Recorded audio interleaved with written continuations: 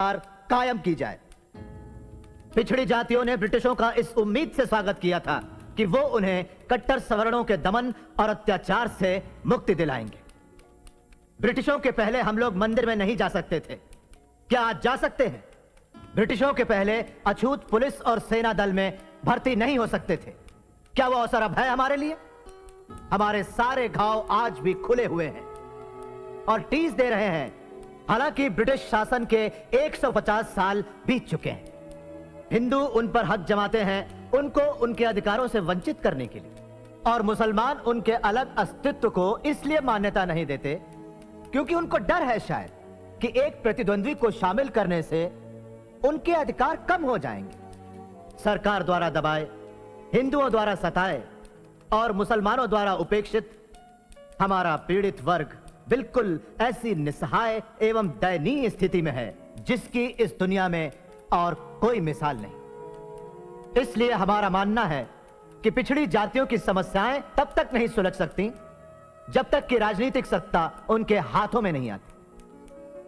आज देश का जो तेवर है उसमें ऐसा कोई भी संविधान कारगर नहीं होगा जो देश की आबादी के बड़े हिस्से को मंजूर ना हो। वो वक्त जब फैसला ब्रिटिश करते थे और हिंदुस्तान मंजूर करता था बीत चुका है, कभी न लौटने की।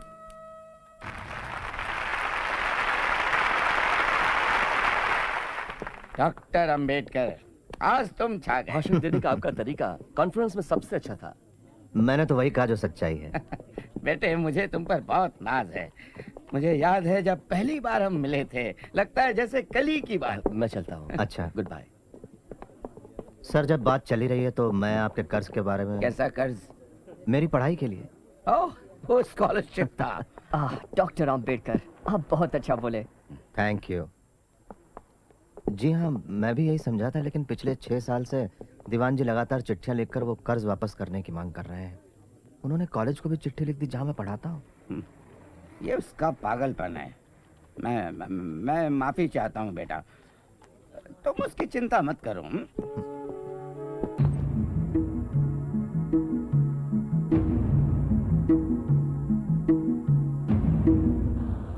थैंक यू मुझसे बात करने का। My pleasure. डॉक्टर अंबेडकर, मैं आपके आंदोलन को काफी समय से देखती आ रही हूँ, लेकिन एक बात मेरी समझ में नहीं आई। आप हमेशा से कांग्रेस के विरोधी रहे हैं। कांग्रेस ने गोलमेज सभा का बहिष्कार किया, लेकिन आप उसमें शामिल हुए। फिर भी हाल ही में आपने बचाव किया उन 47 कांग्रेसी सत्याग्रहियों का जो चिरनेर फायरिंग केस में शामिल थे। क्या ये अंतर्विरोधी नहीं? मिस रोजा एप्स्टाइन। हाँ, मिस एप्स्टाइन, मेरी स्थिति बिल्कुल अंतर्विरोधी नहीं है। मैंने कुछ सिद्धांतों की वजह से ये केस हाथ में लिया। मैं कांग्रेस से सहमत नहीं हूँ, लेकिन मैं ये मानता हूँ कि हर नागरिक को आंदोलन करने का अधिकार है। लोगों के अधिकार और स्वतंत्रता सरकार के टिकने से कहीं ज्यादा महत्वपूर्ण होते हैं। लेकिन खुद गांधी जी ने बुलावा क्यों दिया? जाहिर है भेड़ों जैसे हमारे झुंड को अपने साथ शामिल करना होगा। उनके असर से बचे रहना। वो भगवान नहीं है। हम अपनी बात पर कायम रहेंगे।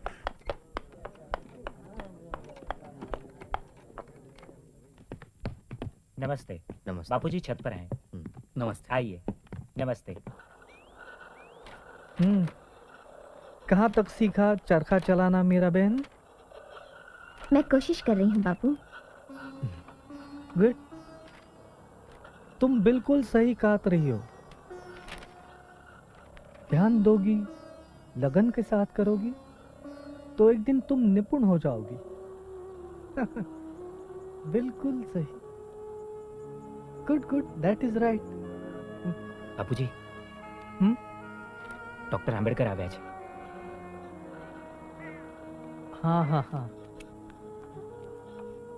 डॉक्टर अंबेडकर, आप मुझसे मिलना चाहते थे? गांधी जी, आपने ही मुझे चिट्ठी भेजकर बुलाया था।